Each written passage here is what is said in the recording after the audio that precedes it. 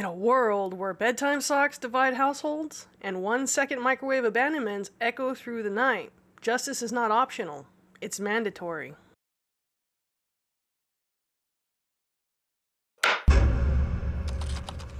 Thank you. You may be seated. Docket number 004 is now in session. The People versus Socks in Bed. This court will not tolerate any foot-related foolishness. Your Honor, we submit that wearing socks to bed is an act of psychological warfare on oneself. It causes heat overload, disrupted dreams, and marital tension. Objection, Your Honor. My client's toes are chronically chilly. They were just trying to survive the night. Overruled. Proceed. Miss Charleston, do you or do you not wear socks to bed? I wouldn't dare, sugar. Otherwise, it turns into a full-on feet heat retreat beneath the sheets. My feet turn into baked potatoes by 9 p.m. They need open air and sweet release. And my piggies, they were born to roam free, joyful, unhindered, and slightly chilly. So you're saying that warm feet are a crime now? If loving my piggies enough to let them be free of heat exhaustion is a crime, then bless my bunions and book me a cloud in Old Glory. Duly noted.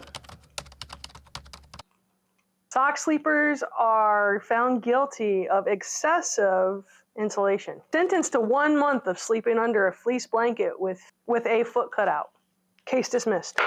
Docket 005, the People versus 1-second microwave quitters.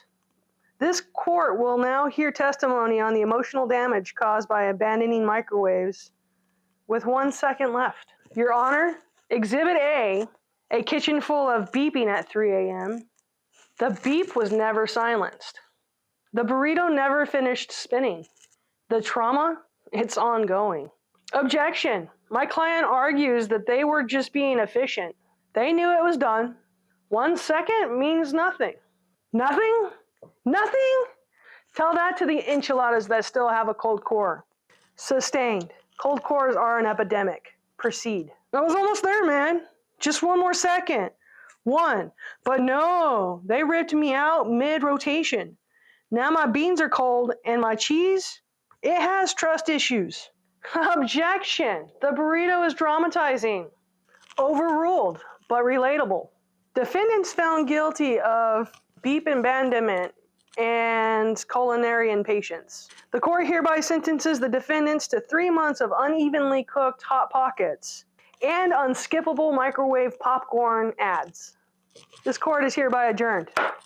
Docket number 006, the People versus door closed button pushers. You may think you're in control, but this court knows better. Your Honor, we're dealing with an epidemic. Citizens everywhere are aggressively pressing the door close button, believing it does something. Spoiler alert, it doesn't. Objection. The button has a purpose. Overruled and also hilarious. Proceed. I've been servicing elevators for 22 years. Those closed door buttons ain't even wired in. It's just there to make people feel powerful. It's emotional support plastic. So it's all a lie? Not just a lie, it's a placebo with a backlight. This is outrageous. The defendants are found guilty of delusional door dominance and are hereby sentenced to 1 week of letting someone else push all the buttons, even the ones they don't want. Court dismissed. You've survived the elevators. Now prepare for the real chaos. Aisle traffic jams and spontaneous reunions by the spaghetti sauce. Docket number 007, the People versus aisle blockers. When your reunion takes place in front of the cereal, justice must be served. Your Honor, we've all seen it. 2 long-lost besties reconnecting in front of the pasta sauce. And suddenly, traffic halts. Lives are ruined, and dinner plans derailed. Your Honor, they hadn't seen each other since Karen's trip to Dollywood. There were updates. So are group hugs. Now, aisle exclusive events. Proceed. I was on a tight 12-minute snack run. I had momentum. I had rhythm. Then bam! Right between canned corn and kidney beans. Blockade. I had to pretend like I needed pickled okra just to loop around. And how long did the human roadblock last? 7 full minutes. I counted with rage in my heart. Objection! Nobody actually wants pickled okra.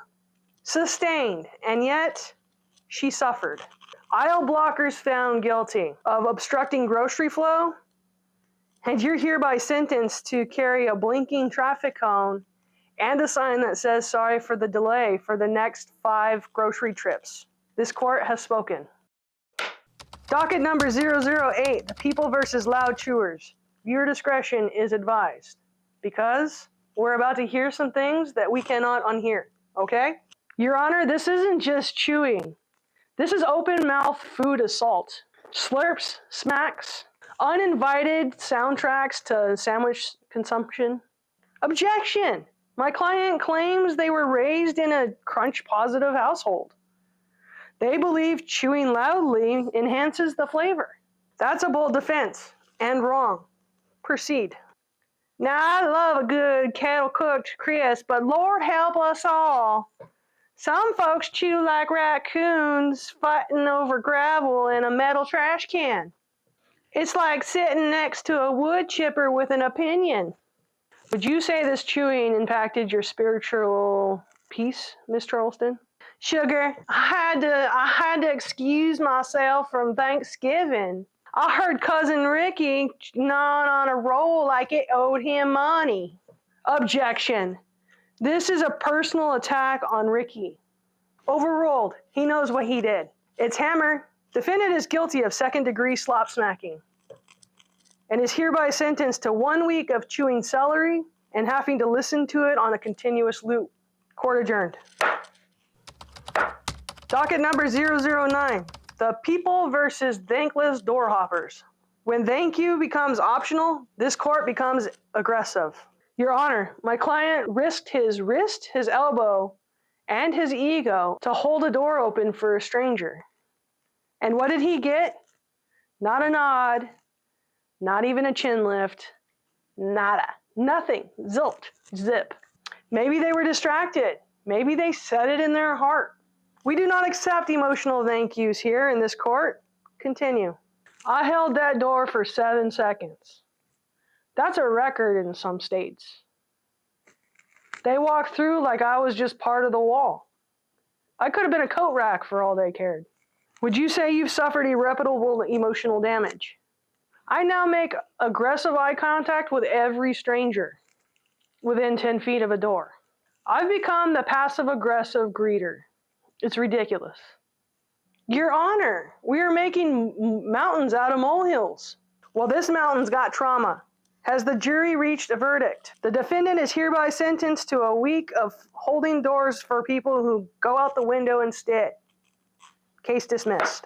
Docket number 010, the People versus Rude Drivers. It's time we address the brake slamming, lane hogging, blinker ignoring chaos of the road. Your Honor, the defendant is known for changing lanes like it's a surprise party and tailgating like they're training for the bumper car Olympics. Objection! Driving is stressful. Everyone's just doing their best. Overruled, unless their best is better than it is. Continue. I've been cut off more times than a telemarketer. Folks driving like their blinkers broke and their common sense is on sabbatical. Bertha, how has this affected your daily life? Oh, I start my car with a neck brace and a prayer, darling. I've seen turn signals used less than my Aunt Thelma's treadmill. Let my piggies go! Order! Order in this courtroom. Miss Charleston, we are no longer talking about your feet. Well, we should be. Defendants found guilty of rudeness in the fast lane. Sentenced to 1 month of driving behind someone who's going 15 miles beneath the speed limit without any chances of passing. After that ride, we need a break. Unfortunately, we're heading straight into the rumor mill. Docket number 011, the people versus gossip mongers. Because if you heard it from Karen, who heard it from Tina, who swears Becky said it, maybe don't repeat it at brunch. Your Honor, the defendant has weaponized whispering, text threads, and vague social media posts. No one's safe, not even Carol. Objection. It wasn't gossip. It was emotionally textured storytelling. Overruled. This court doesn't play with shady Facebook posts. They told me Janet got bangs because her cat died. But it turns out it was just because she was ready for a change. I can never look at her forehead again. Would you say that this caused emotional confusion? I went to therapy over a haircut. I rest my case. Your Honor, this is hearsay at best. And yet the trauma is real. Defendant is found guilty of conversational corruption, sentenced to 3 months of being left out of every group chat. Case dismissed. Docket number 012, the people versus noisy neighbors. Because volume has limits, and leaf blowers do not belong in the 6 a.m. club. Your Honor, the defendant hosted karaoke at 2 a.m., attempted fireworks in their driveway, and once did Zumba with a megaphone. They claim it's all part of building a tight-knit community. This isn't community. This is acoustic terrorism. Continue. I tried meditating to birdsong, and I got bass thumping through my bag of knees. I now flinch whenever I hear wind chimes. And have you sought peace elsewhere? Yes. I go to the DMV for peace and quiet. The DMV, for goodness sake. It's Hammer. Defendants are hereby found guilty of aggressive enthusiasm, sentenced to 1 month of silence in a noise-canceling yurt. Court dismissed. Just when you thought the outside world was loud, here comes Chad with a 5 a.m. blender and a Bluetooth speaker that'll make you scream into your pillow. Docket number 013, the people versus inconsiderate roommates. Because if one more blender roars before sunrise, this court is going to riot. Your Honor, we have reports of 5 a.m. smoothie blending, aggressive door slamming, and playing TikToks on speaker in shared spaces. My client claims that they have a vibrant morning routine and expressive body language. Their routine sounds like jazzercise performed by stampeding goats. Proceed. I haven't known peace since they moved in. They microwave eggs at 4 a.m. Who microwaves eggs at 4 a.m.? They do yoga in the hallway like they're Richard Simmons. One time, I woke up to interpretive stomping. Just stomping.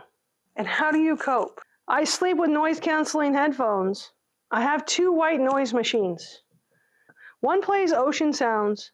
The other plays my spirit sobbing. I haven't slept in days. Please, Judge Hammer, make him stop. Thanks, Your Honor. No further questions.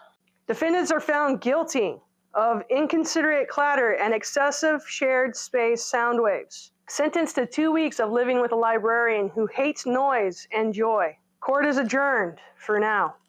Oh, hey. You think today's trials were wild? We wouldn't even be in court if it weren't for what the investigators over at Fart Files discovered. Go check out the case files for yourself. The noises alone are criminal. You know what time it is? It's Hammer.